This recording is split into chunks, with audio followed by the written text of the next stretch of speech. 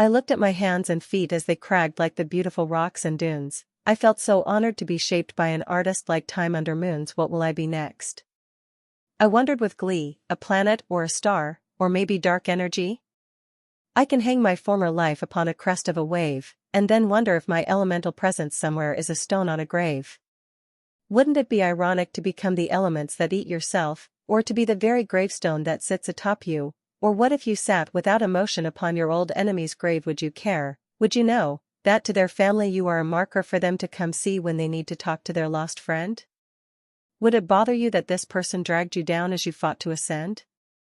If given a choice of what to become after life, would you be able to let go of all your ridiculously earthbound strife, your problems and detractors, bills and governments? What do they really mean to the passage of time's artwork?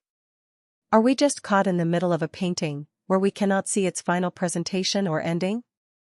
As I exited the building of the woman I did not know except intimately, I saw an old man huddled against an alleyway. He was dressed in a long coat and had worn boots, and as he took a drink I thought, I guess I might if I were you. Empathy crossed my heart and took me along, and so I went to the opposite side of the alley and sat down. I said, "Hey man, time looks hard," and he said, "That's the only way time has ever looked at me." I nodded and said, "Can I help? What can I do?" He said, "Do you really care? Because I will tell you."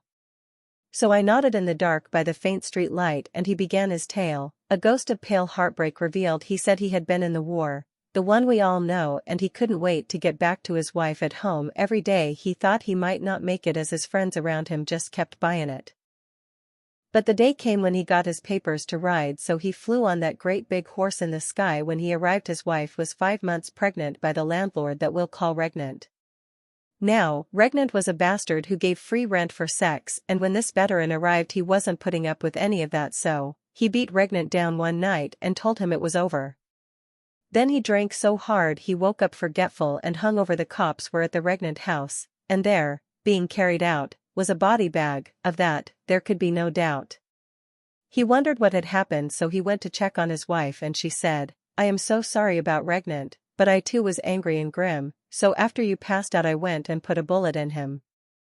The man was stunned and unable to speak. He couldn't let someone take his wife and unborn child away, so he went and turned himself in, got 20 to life, and for a while in prison he saw his baby and his wife. But then she stopped coming to those sad prison meets and she didn't answer his letters or his calls at all. Then one day he got divorce papers from her, and there in his cell he read of how he was a murderer and she was afraid for her life and was starting a new one. 18 years went by before he was finally let out, and when he tried to find his ex, his brain just continually did shout, so he went to see a doctor who told him he had a late-onset schizophrenia. But see, he felt as though his problems were over a broken heart and betrayal. However, he tried to find new love but was victimized over his portrayal. "They tell you that you do 20 to life," he said, "but you will simply be doing life, no matter when you get out, because jobs are limited for felons like me. They are labor-intensive, boring, and punishment for past deeds.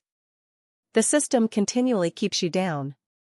Whether it's housing, jobs, or love, I have found I have been discriminated against even at fast food places already filled with murdered animals.